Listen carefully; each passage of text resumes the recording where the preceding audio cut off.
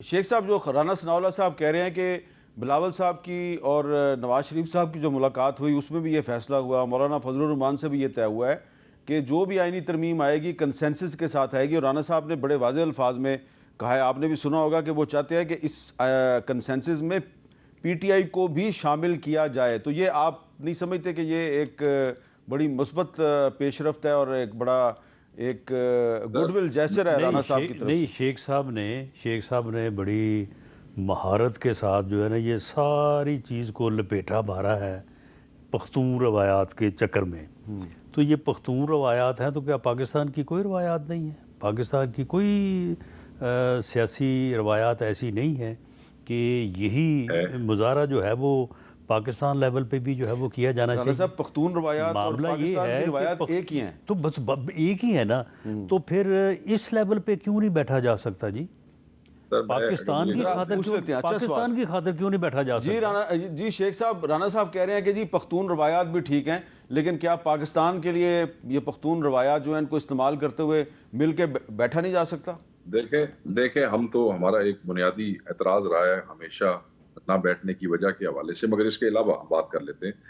رانا صاحب اس بات کے گواہ ہے کہ جب ہم نے رانا صاحب سے میں بھی وہاں پہ موجود تھا، ہم نے ڈرافٹ ڈیمانڈ کیا تو ڈرافٹ موجود نہیں تھا، ایک ورکنگ پیپر تھا، اور ہم نے پھر اس بات پہ بھی اتفاق کیا کہ آپ ہمیں وہ ورکنگ پیپر ہی دے دیں تاکہ ہم اس کے اوپر اپنی لیگل کمیٹی کا اجلاس بلا لیتے ہیں، اور ہم اس کے اوپر ہمیں وہ ورکنگ پیپر بھی آج کی ڈیٹ تک کسی بھی طرف سے نہیں دیا گیا جو حکومت کا حق بنتا تھا۔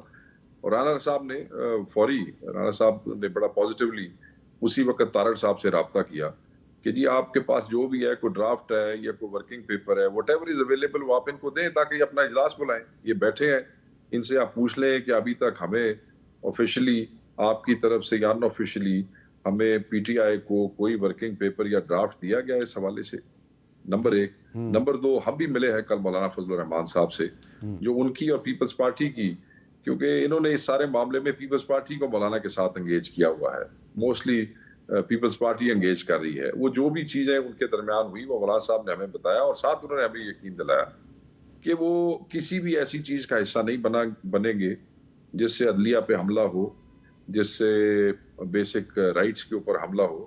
تو اگر ایسی کوئی چیز ہوتی ہے، دیکھیں وہ چیز کیا ہے، وہ چیز یہ ہے کہ کانسٹیٹیوشنل کورٹ، ریٹائرڈ ججز کی کورٹ، سرونگ ججز کے اوپر ہمارا اپنا اس کے اوپر ایک نقطہ نظر ہے۔ ہم سمجھتے ہیں کہ 5 سینئر ججز کا اگر کوئی کانسٹیٹیوشنل بینچ بن جائے، 100-150 کیس ہے سارا کانسٹیٹیوشنل نیچر کا، تو کیا فرق پڑتا ہے؟ کیوں آپ ایک نیا وہ کرنا چاہتے ہیں؟ اور جب آپ اس پہ انسسٹ کرتے ہیں، ہمیں یہ لگتا ہے کہ آپ یہ سب کچھ عمران خان کا ملٹری ٹرائل کرنے کے لیے، ہماری پارٹی کو بین کرنے کے لیے کر رہے ہیں۔ ہمارے یہ خدشات ہیں جس سے کوئی ایگری کر سکتا ہے، کوئی نہیں کر سکتا، بٹ ہم یہ سمجھتے ہیں، اور پھر ہم اس میں سمجھتے ہیں کہ اس میں دوسروں کی نیت ٹھیک نہیں ہے کہ ہم سے کوئی چیز شیئر ہی نہیں کی جا رہی ہے، اور دوسری طرف ہمارے لوگوں کے ساتھ یہ رویہ روا رکھا جا رہا ہے۔ شیخ صاحب، ایک سوال ہے کہ جب سپریم کورٹ کا جو فل بینچ ہے، 8 اس کے جج جو ہیں، وہ تحریک انصاف کو ایک پارٹی قرار دے چکے ہیں، تو اس کے باوجود آپ کو یہ خطرہ ہے کہ آپ کی پارٹی کو بین کرنے کے لیے کوشش کی جا رہی ہے؟ سر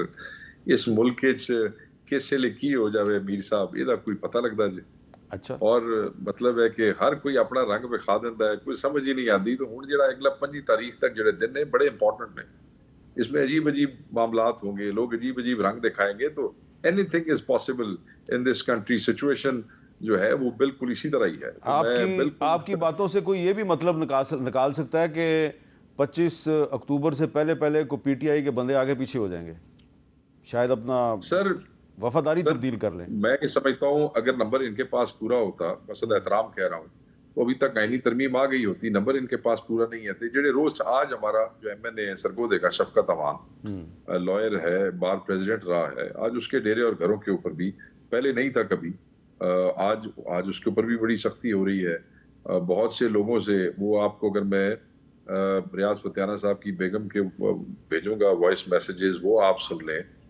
بہت سے لوگ ہیں، رانا صاحب نے کہا کہ لوگوں کے معاملات ہوتے ہیں جس کی وجہ سے چیزیں، رانا صاحب اگر کسی کے معاملات ہوتے بھی ہیں، اللہ سے فتیانہ کے بھی کوئی معاملات ہوں گے، مجھے اندازہ ہے آپ کس طرف چیزیں لے کے جا رہے ہیں، کسی اور کے بھی، ایک آدمی ڈیسائیڈ کر لیتا ہے کہ اس نے اپنی مرضی سے ووٹ دینا ہے یا نہیں دینا ہے، تو اس کے اوپر سختی جو ہے پھر اس کا تو کوئی تک نہیں بنتا، خصوصاً ایسے حالات میں جب حکومت جو ہے وہ یہ دعوے دار بنے کہ ہم جمہوری روایات کے علم بردار ہیں اور ہم ان چیزوں کو وہ نہیں مانتے اور ہم ظلم نہیں کرتے، اور زبردستی ووٹ لینے کی کوشش کی جا رہی ہے نا سر، تو میں یہ سمجھتا ہوں کہ جو آپ نے بات کی ہے، اینی تھنگ از پاسبل. ہمارے بندے آگے پیچھے نہیں ہوں گے. میں آپ کو بتاؤں بہت اوکھا کام ہے.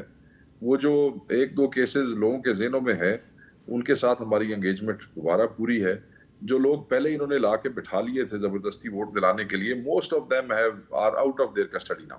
اچھا رانا صاحب، یہ ان کے ہاتھ سے رانا صاحب یہ پاسبل ہے کہ جس کنسنسس کی آپ بات کر رہے ہیں، اور بڑی اہم بات ہے یہ کہ اگر کنسنسس ہو جائے تو اس کے بعد تو پھر یہ جو آئینی ترمیم ہے اس پہ کوئی تنازع ہی نہیں رہے گا، بلکہ پھر تو اتفاق رائے ہو جائے گا. تو اتفاق رائے کا ایک طریقہ جو ہے وہ یہ ہے، جو میں نے مولانا فضل الرحمان صاحب کی گفتگو سے اندازہ لگایا کہ وہ کہتے ہیں جی صرف کانسٹیٹیوشنل کوڈ تک آپ محدود رہیں، اور اس میں بھی یہ کوشش نہ کریں کہ آپ کسی مخصوص آدمی کو اس کانسٹیٹیوشنل کوڈ کا سربراہ بنانے کے لیے یہ پوری آئینی ترمیم کر رہے ہیں. آپ سمجھ گئے ہیں؟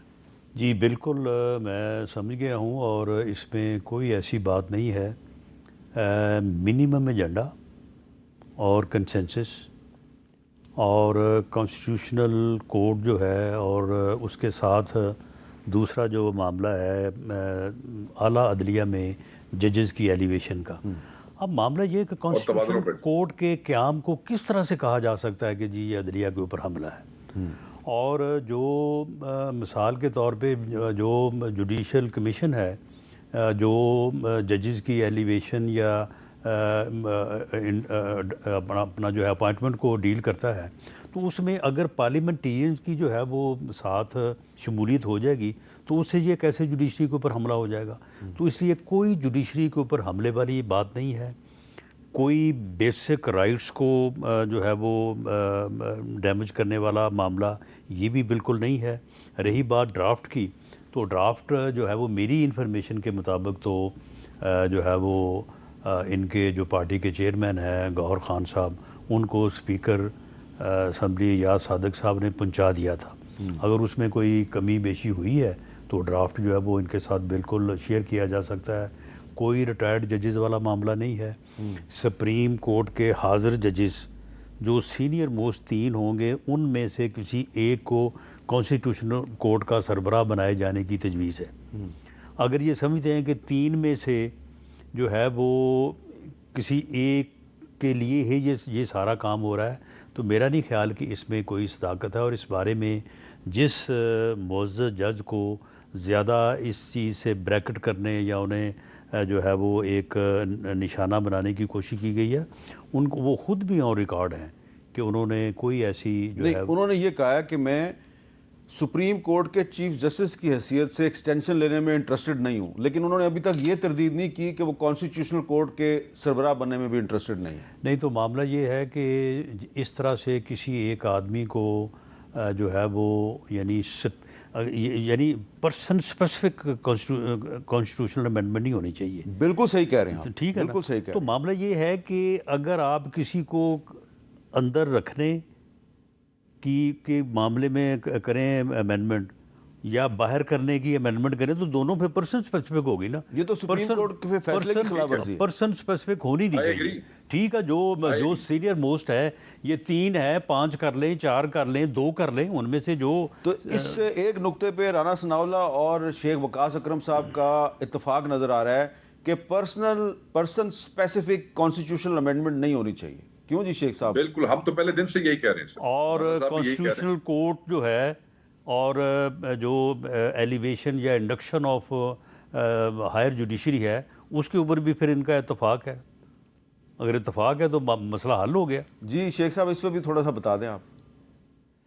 دیکھیں سر، اس میں کیونکہ ڈرافٹ ہمارے پاس ایاز صادق صاحب نے نہیں پہنچایا، میں آن ریکارڈ ہوں یہ کہہ رہا ہوں. میری بات ہوئی ہے چیئرمین گور سے ابھی.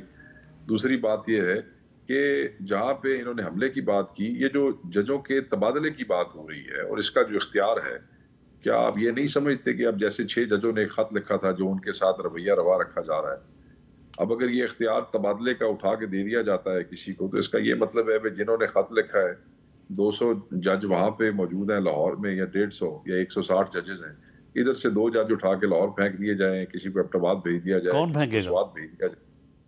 نہیں کون پھینکے گا کون؟ جس کو آپ اختیار دے رہے ہیں.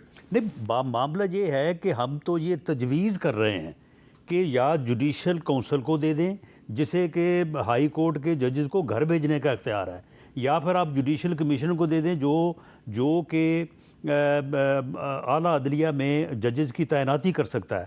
وہ معاملہ یہ ہے کہ ان لوگوں کو بھی تو کوئی پوچھنے والا ہو نا. ٹھیک ہے، ایک جج جو ہے وہ مہینے 30 دنوں میں 30 کیسز کے فیصلے کرتا ہے، ایک جو ہے وہ 3 کے نہیں کرتا. یعنی کوئی تو فورم ہو نا. ہم یہ نہیں کہہ رہے کہ گورنمنٹ کو آپ اختیار دیں، بالکل نہ دیں گورنمنٹ کو اختیار. اس پہ سر اور بہت ساری چیزیں ہیں. یہ اگر پینڈنسی کے حوالے سے بات ہو رہی ہے تو اس پہ بھی میرے خیال میں چلیں آپ میرا خیال پر ایگری کریں نا، باقیوں کو چھوڑ دیتے ہیں. شیخ صاحب میرا خیال ہے ایک چیز پہ کنسنسس بڑا ہی اہم ہے، اور وہ ایک اہم ترین نقطہ ہے، اور وہ یہ ہے کہ پرسن اسپیسیفک آئینی ترمیم نہیں ہونی چاہیے. اس پہ آپ کا اور رانا صاحب کا اتفاق